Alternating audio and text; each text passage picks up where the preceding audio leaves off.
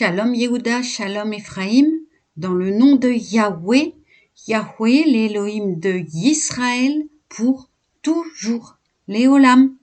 Amen.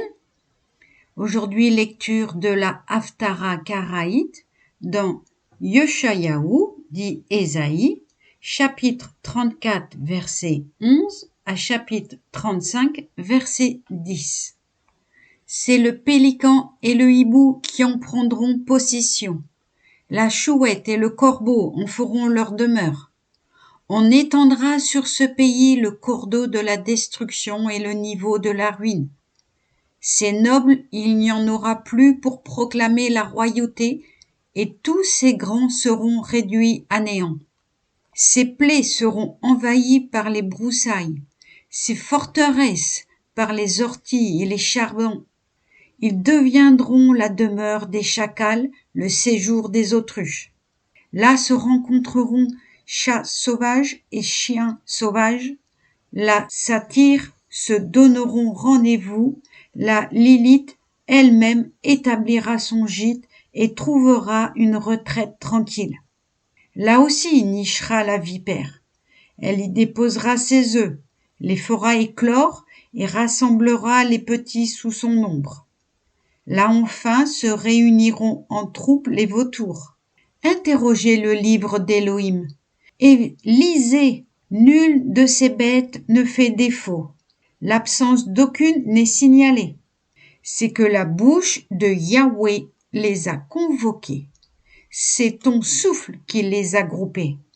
Lui-même a jeté le sort pour elles et sa main leur a mesuré une part au cordeau. Elles en conserveront éternellement la possession et y séjourneront de génération en génération. Chapitre 35. Que le désert et le sol brûlé se réjouissent, que la plaine aride exulte et fleurisse comme la rosée, qu'ils se couvrent de fleurs, que leur joie délirante se traduise par des chants, que la gloire du Liban leur soit prêtée, l'éclat du Carmel et du Sharon. Ils vont voir la gloire de Yahweh, la splendeur de notre Elohim. Fortifiez les mains défaillantes, affermissez les genoux vacillants. Dites à ceux dont le cœur chancelle, prenez courage, ne craignez pas, voici votre Elohim. La vengeance vient, elles viennent les représailles d'Elohim.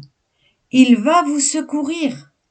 Alors s'ouvriront les yeux des aveugles, et les oreilles des sourds seront débouchées. Alors le boiteux bondira comme le chamois, la langue du muet entonnera des chants, car des sources d'eau jaillissent dans le désert, des rivières dans la plaine aride. Le miracle deviendra une nappe d'eau, et le pays de la soif aura des fontaines. La demeure où gîtent les bêtes sauvages sera une région couverte de roseaux et de joncs. Là s'ouvrira une chaussée, une route qui sera appelée la route sacrée. Aucun impie n'y passera.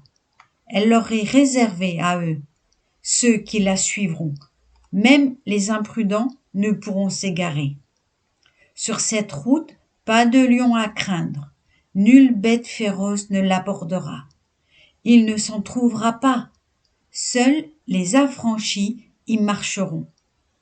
Les rachetés de Yahweh reviendront ainsi et rentreront dans Sion en chantant, une joie éternelle sur leur tête. Ils auront retrouvé contentement et allégresse. Adieu peine et soupir. Alléluia. Shabbat shalom à tous. Amen.